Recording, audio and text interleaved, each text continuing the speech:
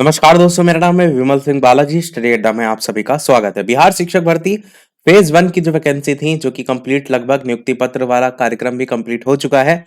मैंने बताया था स्टार्टिंग में ही कि सारी चीजें कंप्लीट हो जाएंगी, उसके बाद पहले चरण में कितने खाली सीटें रह जा रही हैं उसका ब्यौरा निकल करके जो है वो आएगा।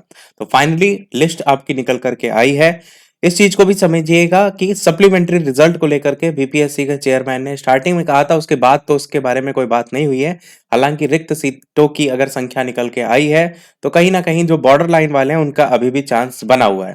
तो यहाँ पर आप देखेंगे बीपीएससी टीआरई 1.0 फेज 1 की जो है वैकेंसी, उसी की बात हो रही है। और जनरल सब्जेक्ट को लेकर के यहाँ बात हो रही है और पीआरटी की बात हो रही है। जनरल का मतलब क्या है, आपको पता है ना कि 3 विषय थे, एक सामान्य था, एक उर्दू था, एक बांग्ला था। तो यहाँ केवल सामान्य विषय की बात हो रही है, उर्दू बांग्ला की बात नहीं हो रही है। अब यहाँ पर डिस्ट्रिक्ट लिखा है, उसके सामने टोटल रिजल्ट निकला है लिखा है, उसके अलावा सीट अलॉटमेंट लिखा है और टोटल यहाँ पर खाली सीटों की संख्या। तो यहाँ पर सीहोर में देखेंगे 19 सीटें निकली हैं खाली, और शेखपुरा में 101 सीटें हैं, वैशाली में 67 है, कटिहार में देखेंगे 46 सीटें खाली हैं, कैमूर में देखेंगे 82 सीटें हैं, किशनगंज में देखेंगे 34 सीटें हैं, मुंगेर में देखेंगे 89 सीटें खाली हैं, भोजपुर में 69, बेगूसराय में आपका यहाँ पर सीटों की संख्या सबसे ज्यादा देखने को मिल रही है 220। और यहाँ पर इसलिए भी ज्यादा है क्योंकि यहाँ पर टोटल सीटें भी आपकी जो है वो ज्यादा थी।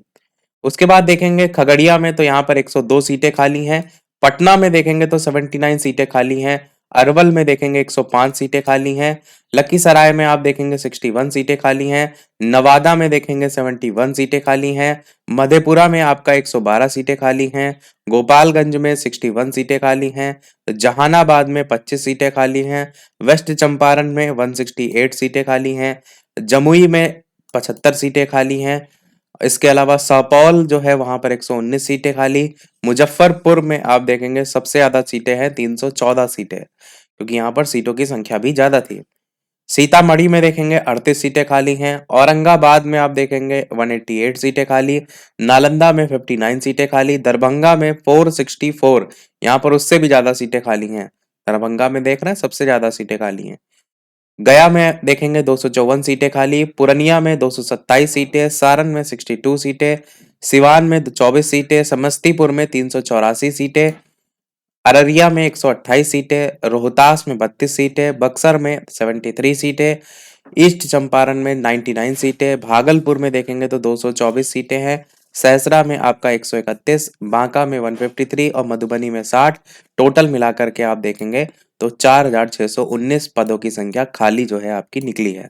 इसमें से ये टोटल संख्या थी, ये आपके अलॉटेड है और ये आपका रिक्त है। तो रिक्त पदों की संख्या 4619 जो है वो निकली है। अब आप कहेंगे तो बात तो चल रही थी 5000 10,000 की, वो कहाँ गए? तो मैंने स्टार्टिंग में ही बताया कि वहां पर जो बात हो रही थी वो ओवरऑल पीआरटी की हो रही थी, क्योंकि यहाँ पर केवल सामान्य विषय है, उर्दू अलग था, बांग्ला अलग था, तो कुल मिलाकर के ही बातें वहां पर चल रही थी।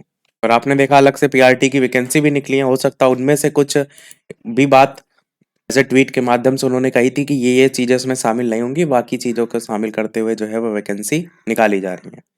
तो अब देखना यह है कि सप्लीमेंट्री रिजल्ट कब तक जारी होता है, क्योंकि इंतजार मेन सप्लीमेंट्री रिजल्ट का उन अभ्यर्थियों का है जो एकदम बॉर्डर लाइन पर हैं।